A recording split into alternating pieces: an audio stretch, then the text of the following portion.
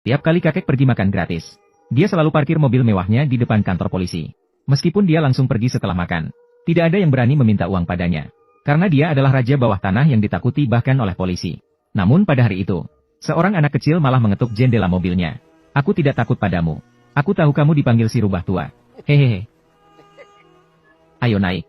Keberanian anak itu menarik perhatian kakek, sehingga dia diizinkan naik mobil. Dan ditanyai tujuannya. Anak itu kemudian menjelaskan bahwa dia yatim piatu, karena sering diintimidasi oleh preman sekolah. Jadi dia berani mencari kakek, berharap kakek bisa membantunya melawan preman sekolah. Kata-katanya membuat kakek tertawa terbahak-bahak. Kemudian dia mengajarkan sebuah pelajaran hidup. Bersama orang kuat, kita akan maju. Jika bersama orang lemah, kita akan mundur. Saat malam tiba, kakek sendiri mengendarai mobil mewahnya untuk mengajak anak itu jalan-jalan. Saat melewati preman sekolah, sengaja melambatkan mobil, agar preman sekolah bisa melihat wajah anak itu dengan jelas.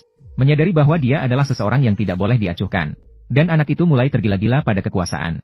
Maka dia mengajukan permintaan kedua kepada orang tua itu. Aku ingin seperti kamu. Kamu juga ingin seperti aku, kan? Sangat menyenangkan. Begitulah seharusnya. Aku tidak salah melihat. Kamu harus senang agar aku bisa mengajarmu. Sejak itu, orang tua itu mengangkat anak itu sebagai anak angkatnya. Tidak hanya mengajarkan semua keahliannya seumur hidup padanya, juga mempercayakan manajemen semua bisnis hitam dan putih di bawahnya. Dan lelaki itu tidak memenuhi harapan tinggi lelaki tua itu. Dalam waktu 5 tahun, berhasil mendirikan grup dagang kekaisaran yang terkenal. Berdiri di puncak dunia. Seorang jenius bisnis sesungguhnya. Namun pria itu dengan cepat bosan dengan kehidupan seperti itu. Memutuskan untuk menyerahkan manajemen grup kepada bunga sekolah menengah. Sementara dia sendiri memilih untuk hidup sebagai orang biasa yang tak dikenal. Dia menikahi seorang wanita biasa. Mendukung wanita secara diam-diam untuk memulai bisnis. Dengan bantuan seorang pria, perusahaan ginseng yang didirikan oleh wanita segera mencapai nilai pasar triliunan.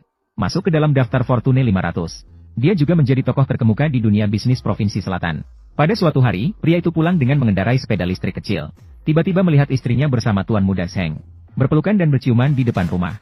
Tang Ruosue, kamu harus menjelaskan dengan baik kepada saudara berambut hijau ini. Chen Fei, aku beri kamu 2 pilihan. Pertama, seolah-olah tidak melihat insiden ini. Kedua, atau kita bercerai. Pergilah kembali ke desamu. HMPH, seolah-olah aku tidak tahu. Membuatku menjadi kura-kura berambut hijau. Kita sudah menikah selama 5 tahun. Semua ini karena aku yang memeliharamu. Apa hakmu untuk berbicara tentang karakter? Bercerai. Suami yang tidak memiliki apa-apa, memilih untuk bercerai. Akhirnya, dalam waktu singkat 5 tahun, nilainya mencapai miliaran. Memiliki kekuasaan dan pengaruh. Sudah ditakdirkan menjadi jenius bisnis yang akan berdiri di puncak dunia. Apakah kamu benar-benar rela bercerai denganku? Tidak ada yang berani mengambil pria yang tidak diinginkan olehku, Tang Ruosue. Kamu tidak akan bisa bertahan di Provinsi Selatan. Biarkan kamu membayar kerugian saja. Pria itu berkata tanpa ekspresi. Sebenarnya, 80% dari keuntungan kelompok ginseng berasal dari kelompok Dihao. Jika kelompok Dihao menghentikan kerjasama, kepercayaan diri wanita akan lenyap seketika. Wanita menertawakan pria setelah mendengarnya berbohong lagi. Sungguh bermimpi di siang hari. Menghela napas dan berpura-pura. Kamu benar-benar kasihan mencoba mendapatkan kembali harga diri dengan berbohong. Aku akan menunggu di sini hari ini. Ayo lihat bagaimana Chen Fei akan menghancurkan kelompok ginsengku. Bagaimana kalau kita bertaruh? Kita tunggu dan lihat. Sekarang pergilah dengan sampahmu. Pria itu dengan cepat menyiapkan barang-barangnya dan bersiap untuk pergi. Sekarang dia hanya ingin menjauh dari masalah. Mencari tempat yang tenang untuk beristirahat. Apa arti dari jarak terjauh? Tiba-tiba munculnya ibu mertua dan adik ipar. Menghalangi jalannya. Ibu mertua menendang koper pria itu. Sementara aku berada di lapisan tertinggi. Lantai ke-18. Mencurigai dia mencuri barang. Dan memerintahkan petugas keamanan untuk menangkap pria itu. Saat istri yang berhasil menelepon. Hari ini aku akan mengajarmu pelajaran. Apa arti jarak terjauh? Posisi kamu berada di lapisan terbawah grup ginseng. 1 lapisan. Sementara aku berada di lantai tertinggi. Lantai 18. Inilah perbedaan di antara kita. Meskipun berada di tempat yang sama, tetap merupakan dunia yang berbeda. Aku segera akan menjadi mitra resmi untuk grup Dihao segera. Hanya aku yang memiliki kehormatan ini di seluruh Provinsi Selatan. Seluruh dunia bisnis di Provinsi Selatan akan merayakan untukku. Setelah hari ini, aku akan segera menguasai Provinsi Selatan. Keadaan seperti ini, aku pasti akan membuatmu melihatnya dengan mata kepalamu. Jangan buang-buang waktu dengannya. Kalau menurut pendapat saya, dia perlu dihukum. Dia hanya tahu mendengarkan. Chen Fei, aku sudah peringatkan kamu.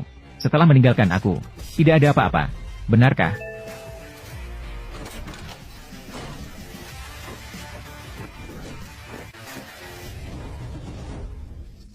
Tang Ruosue, perjudian kita dimulai. Perhatikanlah baik-baik. Aku pasti menang dalam perjudian ini. Mengundang kalian semua ke sini. Karena grup DHO telah masuk ke Provinsi Selatan.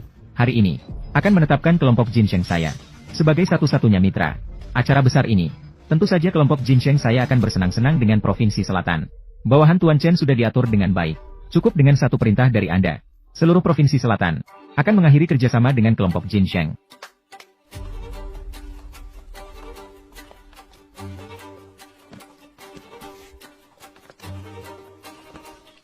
Lebih baik bersenang-senang bersama.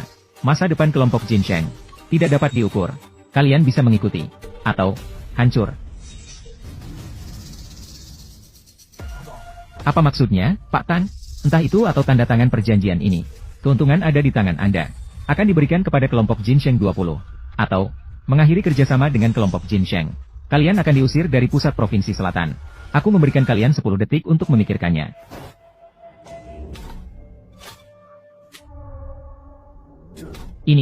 Bukankah ini untuk nyawa kita? Mereka memiliki grup DHO sebagai sandaran. Kita hanya bisa mengakui kekalahan. Ambisi Tang Wosue sungguh besar. Ingin menelan seluruh Provinsi Selatan. Mulai. Mengumpulkan kontrak.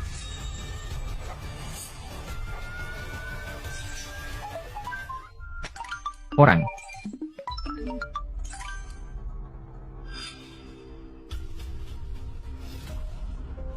Semua orang dengarkan. Bagaimana? Kalian tidak boleh bekerja sama dengan keluarga Chen di masa depan. Mengakhiri kerjasama dengan grup Jinsheng. HMPH. Chen. Menyinggung saya. Kau akan terisolasi. Akan diboikot oleh seluruh Provinsi Selatan. Semua orang, dengarkan. Kalian tidak boleh bekerja sama dengan keluarga Chen di masa depan. Bos Tang. Kau pikir semua orang? Apakah ada orang yang berbagi posisi dengan Anda? Lin.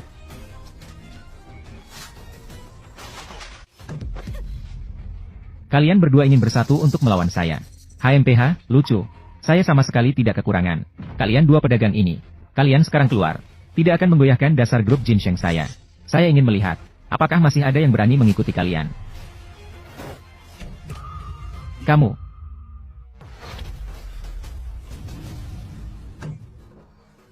Perusahaan Ludi mengakhiri semua kerjasama dengan grup Jinsheng. Grup Chengyi menghentikan semua kerjasama dengan grup Jinsheng. Perusahaan Ruipeng menghentikan semua kerjasama dengan grup Jinsheng.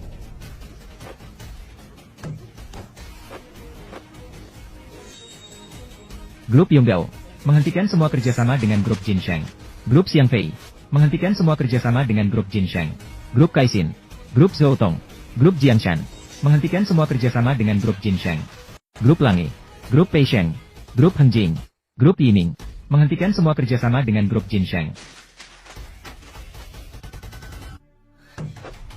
Kalian mau memberontak ya? Sudah 10 detik. Mengapa kita tidak menerima? Kaisar mengangkat grup Jinsheng. Sebuah pemberitahuan bahwa mereka adalah satu-satunya mitra. Ya. Bos Tang, ada waktu. Lebih baik peduli pada diri sendiri. Kami